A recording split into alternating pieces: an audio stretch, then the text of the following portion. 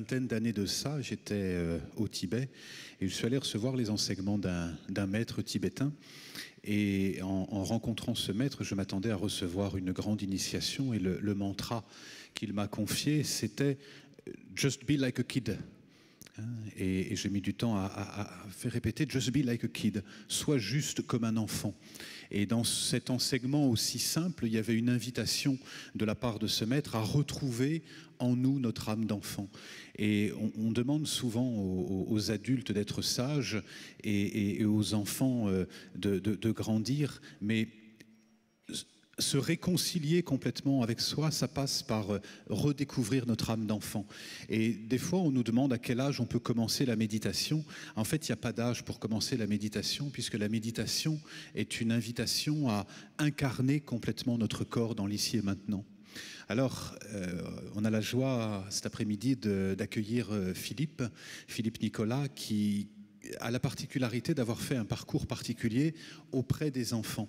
Et je crois que sur une scène de théâtre comme cet après-midi, parler de méditation, méditer, quand on a la chance d'avoir des enfants parmi nous, c'est pour moi toujours un cadeau parce qu'il y a une espèce de fraîcheur, de spontanéité et quelque chose qui révèle notre propre nature. Alors je voulais, Philippe, que tu nous parles un peu de ton parcours puisque tu es enseignant et tu viens de passer une période avec des enfants, mais en dehors de la classe, hein, tu es parti dans les montagnes, dans les Alpes, je crois. Oui, tout à fait. Donc, je suis ravi d'être ici et puis de très rapidement laisser la parole à ces élèves qui me font la joie d'être un maître heureux, joyeux, car ils vont chercher chez moi cette part que tu évoquais, cette part d'enfance. Alors oui, parcours un peu atypique. J'ai été, il y a 10 ans, auprès des baleines au Canada, et puis j'ai été catapulté au pied des barres d'immeubles à Villeneuve-la-Garenne, Gennevilliers. Et très rapidement, j'ai pu me rendre compte qu'il y avait vraiment une difficulté pour les enfants à se retrouver dans la nature. Alors, au fil des mois et des années, je peux vous témoigner aujourd'hui avec beaucoup de conviction que ma pédagogie s'enracine sur faire en sorte qu'il se passe quelque chose entre la nature et l'enfant. Et je m'efforce depuis 10 ans à proposer des cadres de vraie nature à des élèves. Et donc, je ne vais pas dévoiler le projet dont les enfants vont vous parler, mais ce projet participe de cette conviction. Faire en sorte qu'il se passe quelque chose entre l'enfant et la nature pour que dans un deuxième temps, cet enfant se sente en charge de la vie. Je crois que ça, c'est aussi très important, se sentir en charge de la vie. Et vous verrez, je l'espère, dans les retentissements des enfants, cette responsabilité joyeuse propre à l'enfance. Ils sont garants du vivant, ils sont garants des moindres espèces, que ce soit une araignée, que ce soit... Il y a comme un allant de soi, un allant de respect. Et c'est ça qui, en tant que maître, m'émerveille, m'enthousiasme. Et je me dis, mais finalement, la conduite de classe, elle est très simple. Il s'agit de retourner dans la nature, avec la nature, et d'accompagner. Et je crois qu'aujourd'hui, le maître que je suis est un maître qui accompagne. Et puis un très beau mot aussi que j'ai à cœur devant vous, c'est le mot d'autorisation. Je crois être un maître qui essaye de mettre en pratique l'autorisation.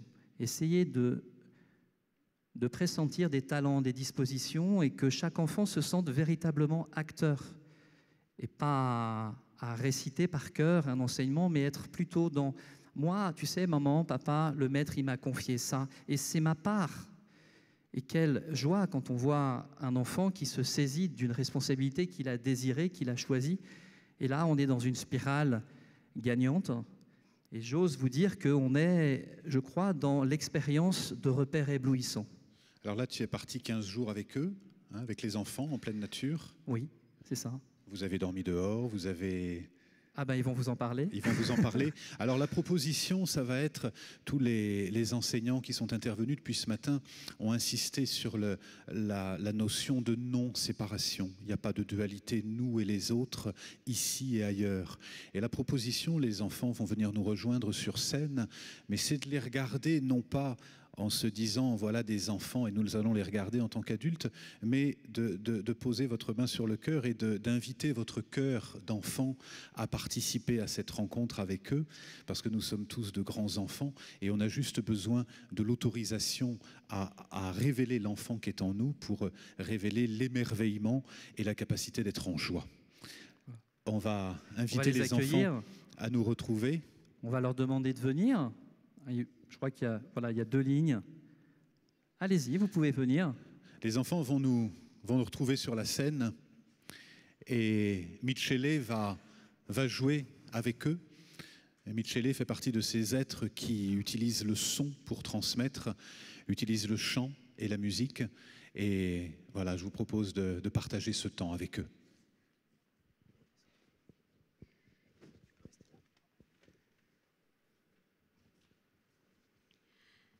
Un jour, un vieux maître a demandé à ses disciples « À quoi sait-on que le jour s'est levé ?» Un disciple a proposé « Eh bien, quand on peut distinguer le chien du loup ?» « Non, ça n'est pas la réponse, dit le maître. Alors, quand on peut distinguer le figuier de l'olivier ?»« Non, ça n'est pas la réponse, dit le maître. » Et chaque disciple propose une réponse, mais invariablement, le maître dit « Non, ça n'est pas la réponse. » Mais alors, à quoi sait-on que le jour s'est levé, demandèrent en chœur tous les disciples. Et le maître de répondre « Quand l'étranger s'approche de vous et que tout à coup, dans son visage, vous voyez le visage d'un frère, à ce moment précis, le jour s'est levé. »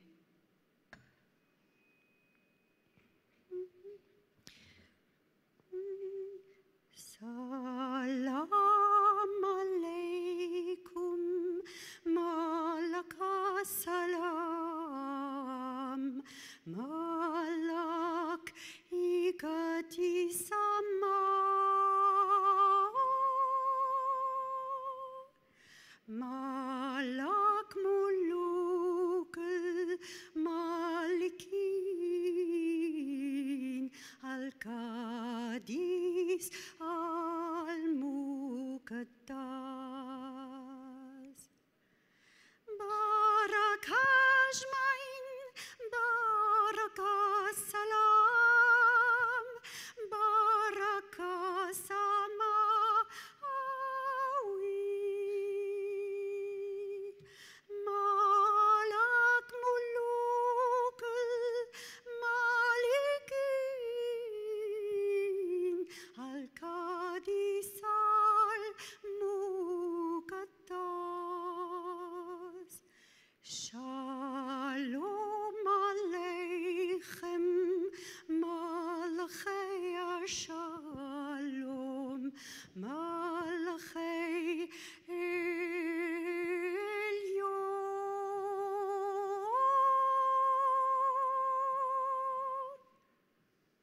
Mi malach malchei ha-malachim ha-kadosh baruch hu.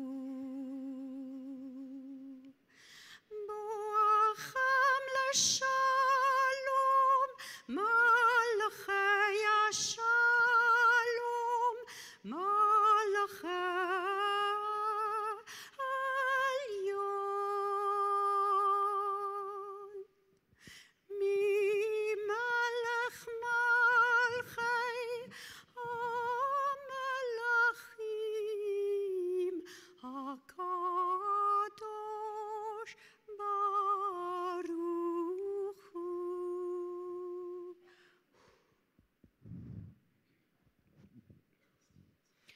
Au commencement, que Dieu a créé le ciel et la terre.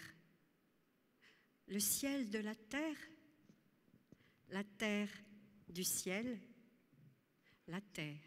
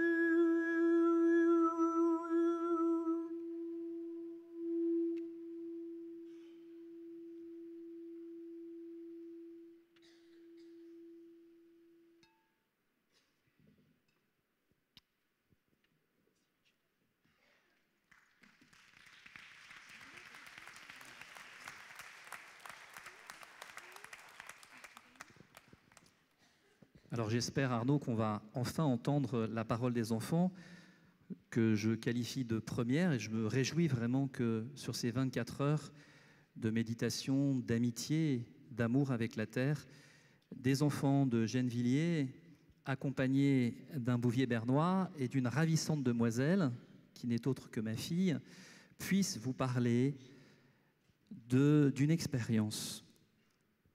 Alors, je sais qu'ils sont un petit peu impressionnés, mais ça va très très bien se passer pour eux.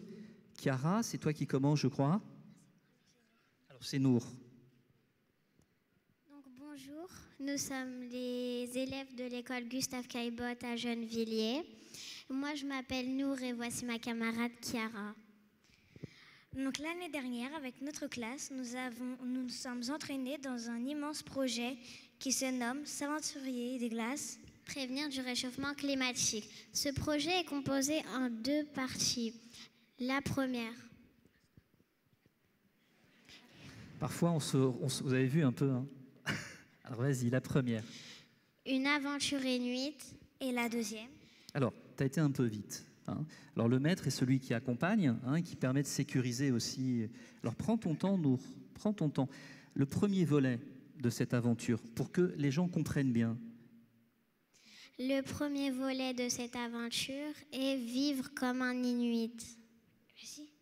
Et le deuxième volet est les températures Retour dans le laboratoire de la classe. Voilà, alors c'est à qui de parler? Donc, nous accueillons Luna et Myriam pour les cultures inuites. Donc bonjour, moi je m'appelle Luna. Je m'appelle Myriam. Donc moi je vais vous parler de comment se faufilent dans la peau d'un Inuit.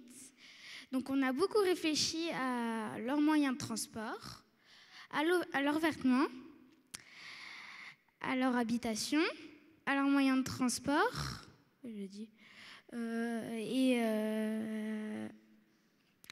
comment ils se nourrissent. Donc nous on a une idée pour imiter leurs vêtements. Eh bien, on a conçu un anorak avec dessus une poche avec notre prénom brodé dessus en inuit. L'inuit est une langue inuit.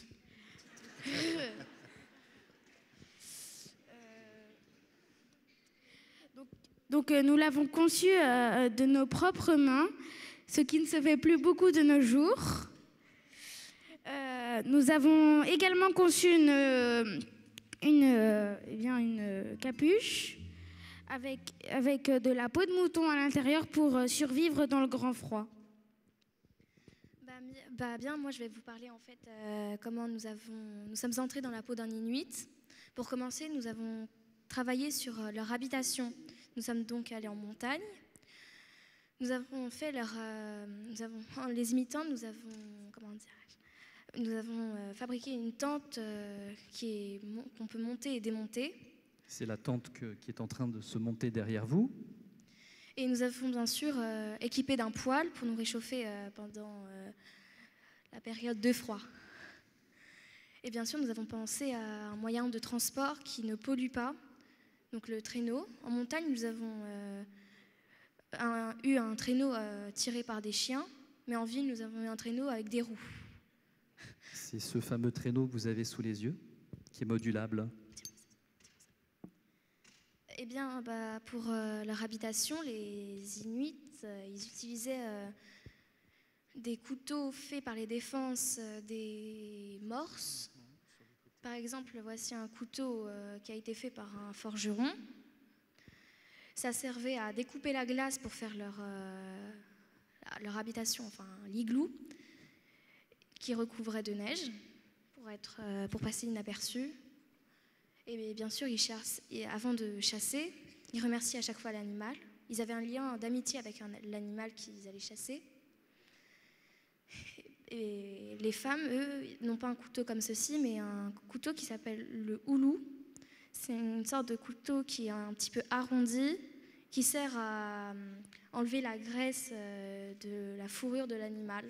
Et le reste, la viande, ils l'utilisent pour manger, et la fourrure pour faire des vêtements, comme l'anorak, mais nous l'avons fait en tissu. Myriam qui est en train de nous dire qu'on a réappris à utiliser, à être à nouveau agile avec nos mains, oui, pour réaliser des objets, des vêtements, et puis essayer de ne pas impacter finalement la nature, mais surtout de consulter un héritage très précieux qui est celui des Inuits. Vous venez d'en parler. Oui.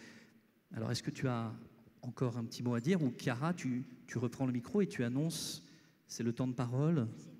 C'est Nour. Alors vas-y Nour. Donc maintenant nous avons Ruben et l'expédition nordique. Bonjour, je m'appelle Ruben, je viens de Gennevilliers. Je pense qu'il faut savoir que chaque animal est un être vivant et qu'il ne faut pas les maltraiter.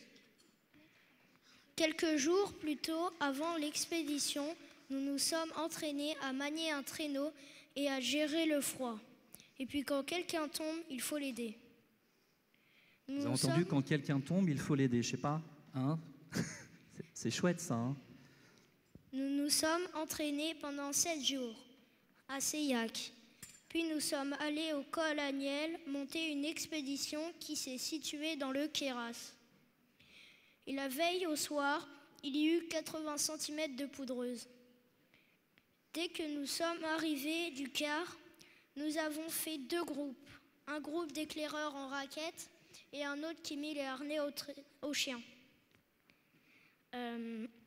À mi-chemin, nous nous arrêtons épuisés et on se rendit compte que quelqu'un avait oublié l'eau.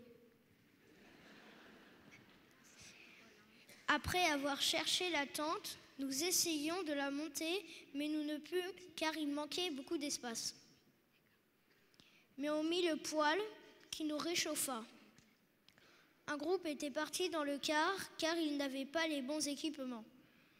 Sur le poêle, on fit de bonnes, mais un peu molles, crêpes pour le goûter. Puis nous rentrèrent au chalet. Merci. Bravo Ruben. Donc pour le deuxième volet, nous accueillons Lucas pour le retour en classe. Il est où Lucas?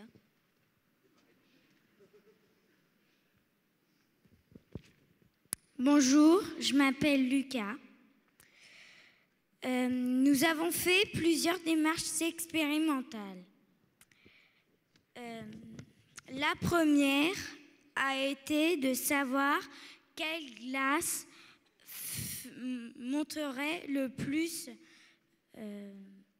C'est compliqué, je vais un petit peu t'aider.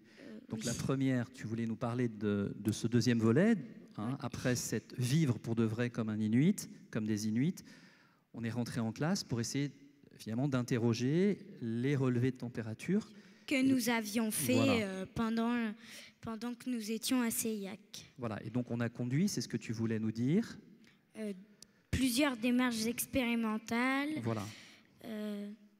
Alors c'est quoi une démarche expérimentale? Une démarche expérimentale, c'est pour chercher et pour trouver une solution que nous cherchons. Alors, moi, je vais passer le micro à Amina. Amina, c'est par là que ça se passe, tourne-toi. Tu m'as fait une remarque assez extraordinaire en classe. Tu m'as dit, mais maître, alors je te laisse.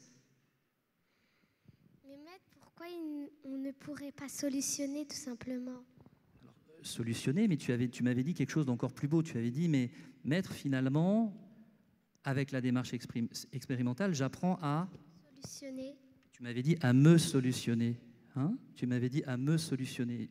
Alors, parle-nous un peu de la démarche expérimentale, parce que apprendre à chercher, c'est apprendre à trouver. Donc, mais à trouver quoi? À trouver les solutions. Alors, peut-être qu'on est tous là, justement, pour trouver des solutions. Alors, vas-y, on t'écoute, Lucas. Dans la première démarche expérimentale, c'était pour savoir quelle glace allait faire monter l'eau le plus haut. Très Donc, bien. nous avons cherché et nous savons que c'est l'Antarctique. Les glaces de l'Antarctique, si elles viennent à fondre, c'est elles qui vont causer quoi? Le plus de dégâts sur la planète. Sur la planète. Hein, c'est-à-dire qu'on a vu, et là on a vu quelques images, hein, je vous aide. C'est ça. Un peu... C'est ça, justement. Ah ben voilà. Tu vois, tout est là pour t'aider. Hein, je parlais tout à l'heure de repères éblouissants, nous y sommes. Alors vas-y, appuie-toi là-dessus. Donc, on a regardé les résultats et... Et alors? Et on vous a déjà dit les résultats tout à l'heure, donc je suis en train de me répéter. C'est pas ce qu'il faut faire. Tu te répètes pas, regarde, tu vois? Voilà. Alors, quelle a été après la... Après la deuxième démarche expérimentale, c'est de savoir combien l'eau allait-elle monter. Le niveau. Le niveau d'eau allait-elle monter. Alors ça, c'est peut-être la place à Lilian, justement. Très bien. Donc, tu vas pouvoir prendre les cordons. Ce sera après. Merci. Merci, Lucas. Donc maintenant, nous avons Lilian qui va nous parler de la montée des eaux et les conséquences. Merci. Bonjour, je m'appelle Lilian. Je vais vous parler de la montée des eaux et sa conséquence. Si les glaces fondent, il y aura la montée des eaux. Des îles en moins, donc moins de terre, des côtes en moins. Et ces terres disparaîtront de nos cartes.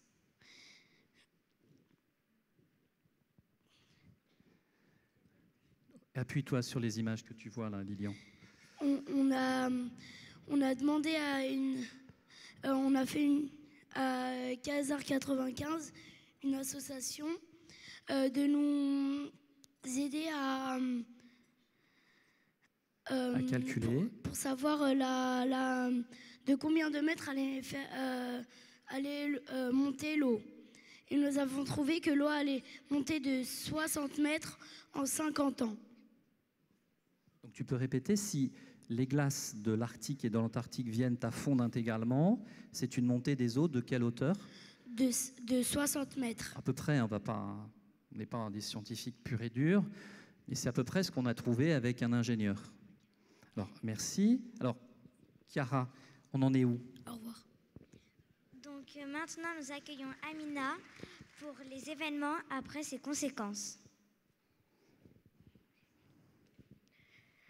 Nous avons communiqué nos trouvailles à toute la ville et nous avons transporté ce traîneau. Nous l'avons tiré et nous avions fabriqué des flyers. Alors c'est quoi? Tu peux préciser ce qu'il y avait sur ce flyer, Amina? Sur ce flyer, il y avait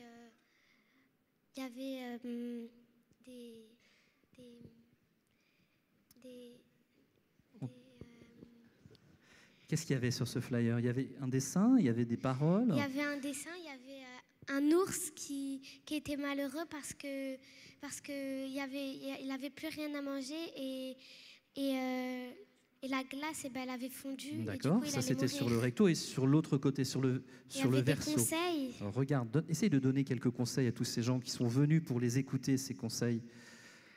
Par exemple, essayer de marcher à pied, à vélo, les moyens qui ne polluent le moins. D'accord. Et il y avait le recyclage. D'accord, on avait abordé effectivement le recyclage, les énergies renouvelables, tout à fait. Je crois que c'est déjà bien. Alors, les événements après voilà. On est parti au lycée Charles Petier avec le traîneau et on a fait un lancer de ballon. On a fait ce lancer de ballon parce que on voulait communiquer ce qu'on avait trouvé, mais vu qu'on ne pouvait pas se déplacer partout, on a fait ce lancer de ballon pour le transmettre au plus grand nombre. Oui, voilà. D'accord. Donc si je comprends bien, il y a un petit germe qui est parti de cette demoiselle qui est très joyeuse, qui se prénomme Luna, qui a dit, mais maître, si on suivait les Inuits, la culture inuite, et puis on se rend compte qu'on a été pris dans un projet magnifique, un peu comme un arbre. Cette petite semence a poussé, a pris vraiment corps, et on a été effectivement appelé à communiquer, à lancer des ballons, et puis ça s'est terminé où, Amina? Cette communication. Un peu partout vers Paris. Oui. Et on avait mis la boîte mail du maître, oui, pour qu'ils nous disent s'ils avaient reçu un ballon. Très bien. Et on en a eu l'année dernière. Oui. On en a eu une dizaine, oui, à peu près. Oui. Et ils ont dit qu'ils avaient reçu un ballon. D'accord. Et où est-ce qu'on a communiqué? Vous avez communiqué, vous avez parlé où alors après? Après, on est parti à la Gaîté Lyrique. Oui. On a communiqué le projet et aussi on est parti à la Sorbonne. Très bien. Donc une aventure qui part avec un désir d'une élève partagé par la classe, avec des rencontres assez incroyables dans la personne de Marie Villard, qui est guide polaire, qui nous fait le grand bonheur d'être là. Laurence Anglade, qui est pas loin, qui a été couturière, qui nous a permis de réapprendre à passer un fil dans le chat d'une aiguille. Ça peut vous faire sourire, mais on a oublié tout ça, alors que ce sont des savoirs millénaires. La présence de Michele, qui est venu auréoler par sa voix, son cœur, ses contes, ses belles paroles, la classe. Bien d'autres intervenants. Je pense au papa de Ruben, Marc Biramji, qui a donné sans compter son temps pour rendre compte d'une aventure, une aventure pédagogique. En tournant ce long métrage, S'aventurier des glaces, prévenir du réchauffement climatique. Sur les quelques minutes qu'il me reste, j'aimerais vous témoigner une découverte pédagogique. Je crois que c'est une découverte de conscience. je me suis laissé décaler, un petit peu déporté par des désirs d'enfant de suivre cette piste inuite. Vivre comme un Inuit pour de vrai a été, je le témoigne ici, la prise de conscience que retrouver un lien fort avec la nature, désirer une harmonie avec la nature, la proposer à des enfants, l'emporte sur toutes les démarches expérimentales. Je veux donc ici, dans cette journée dédiée à la Terre, vraiment dire que ce qui nous a le plus rempli, ce qui a le plus porté les enfants, c'est bien l'expérience en plein air, c'est bien la rencontre avec les chiens. Je n'ai pas nommé John Perolaz avec ses chiens, mais vous avez pu voir cette amitié magnifique entre Boudi et Lou, ces liens très forts que tisse l'enfant avec le vivant sans séparation aucune, en distinction évidemment. Et ça, je crois que c'est très très important. Alors évidemment, la démarche expérimentale est magnifique quand elle s'inscrit au service, quand elle s'inscrit au service d'une humanité renaturée. Et je m'efforce là, maintenant, en classe, de conduire au fil du temps qui m'est donné, vraiment de proposer ces temps très forts d'amitié avec la nature, et dans un second temps, de se saisir, selon moi, d'une pépite pédagogique qui est la démarche expérimentale. Arnaud arrive à petits pas, c'est certainement pour nous dire que le temps est imparti. Avant de clôturer, quand même, il y a une question que j'aurais vraiment aimé poser aux enfants, je ne sais pas qui répondra, mais au-delà des expériences que vous avez pu faire pour mesurer la fonte des glaces, moi ce qui m'intéressait, c'est l'expérience humaine. Comment ça s'est passé entre vous, le fait de vous retrouver avec, on n'a plus le même confort, il n'y a plus le radiateur, il n'y a plus le... Comment ça s'est passé humainement entre vous? Qui veut répondre? Alors, vas-y. On a été plus solidaires, on était plus groupés. C'était une expérience qu'on a vécue ensemble. D'accord. Qui d'autre veut donner son point de vue? Ouais. En fait, tous ensemble, on était vraiment bien. On s'est serré les coudes lors de l'expédition. On était bien ensemble. Qui d'autre? On a eu une technique d'une exploratrice polaire, Marie Villard, pendant l'expédition, de se regrouper tous ensemble pour imiter l'élément chaud et pour nous réchauffer à la place des radiateurs. On a tissé des liens avec les chiens.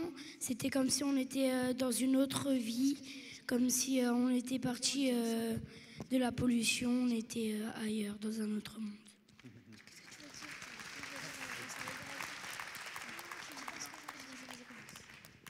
Moi, je voulais juste dire qu'on a chacun une flamme inuite en soi. Il faut juste, c'est à nous de la garder parce que bientôt, ça nous aidera.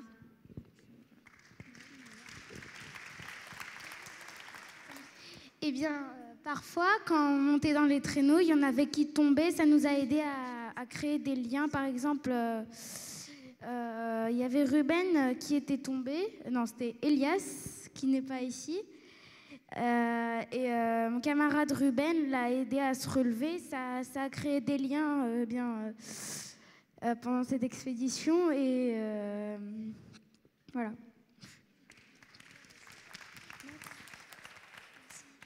C'est un honneur de faire comme les Inuits. On a aussi pensé à un logo. Donc celui que vous voyez, c'est le drapeau des Inuits. Et celui de derrière, c'est le logo qu'on a créé. Enfin, voilà. Alors, il y a une petite fille qui n'a rien dit. Est-ce qu'elle veut dire un petit mot, cette petite fille? Tu t'appelles comment? Parce qu'on a 0 minute, alors il faut aller vite. Lou. Est-ce que tu as participé à l'expédition nordique? Oui. Tu as tenu le choc? Tu peux dire non, hein. Oui. Non, elle a tenu le choc. Voilà. Merci. Écoutez, merci beaucoup de nous avoir accueillis. Merci à ceux qui nous ont permis. Voilà. Merci. Alors,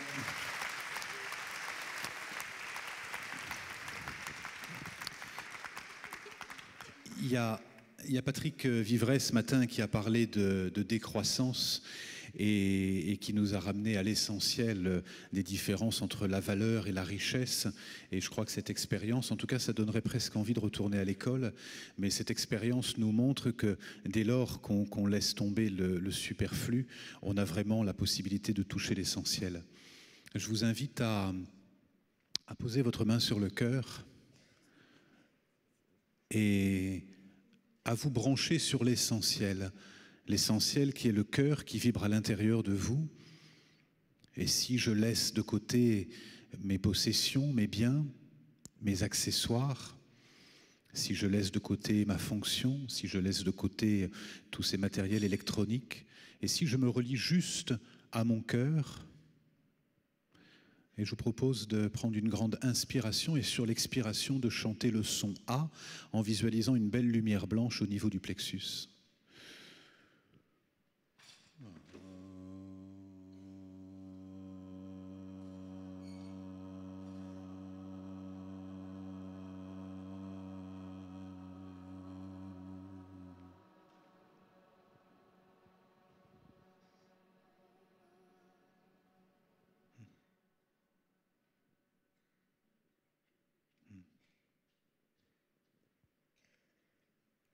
Et tout en restant dans cette qualité de présence à vous, dans cette qualité méditative, d'accueillir nous sommes pour cette journée en lien avec la Terre, et d'accueillir ce chant que va chanter Michele, qui est un hommage à la Pachamama. La Pachamama, c'est la terre-maman, comme disent les Amérindiens, la terre-mère, c'est notre mère à tous.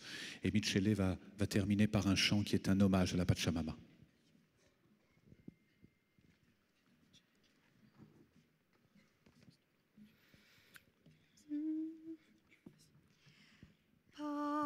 Pachamama, mama, kunan rampi kuskaiku.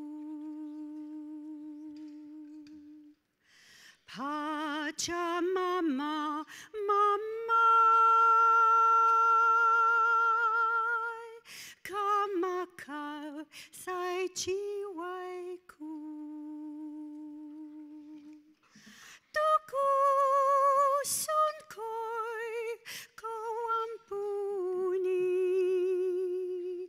muna kuniku wampuni hai mamita kuyawaiku Pachamama mama Kamai kau sai chiwaiku Tuku sun koi kawampuni Muna kuniku wampuni Hai mamita kuyawaiku Tuku sun koi kawampuni Muna kuniku wampuni Hai mamita kuyawaiku Hai mamita kuyawaiku Hai mamita kuyawaiku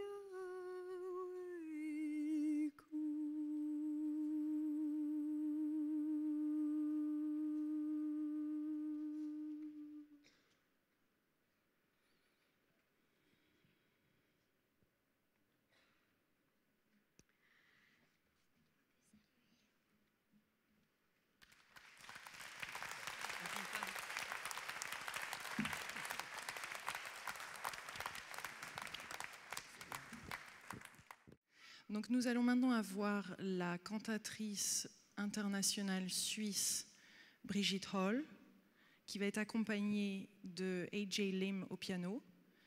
Elles vont nous faire dans un premier temps un morceau de Handel qui est extrait de l'opéra de Cersei, Ombra Mai Fu, qui est une ode vraiment à l'arbre et qui remercie l'arbre pour son ombre. Mesdames.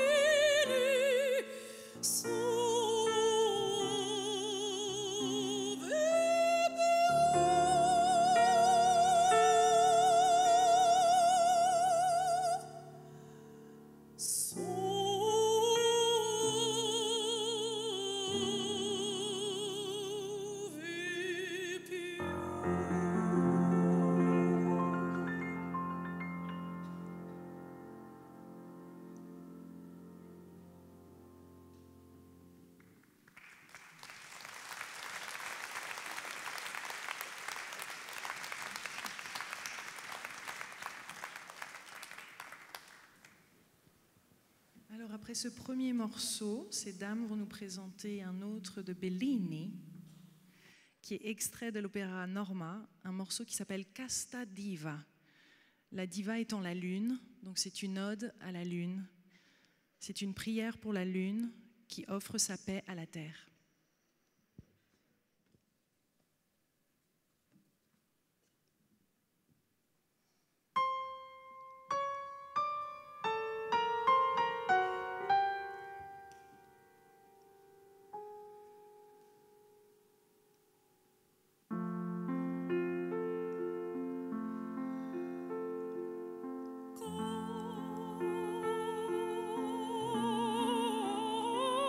Costa di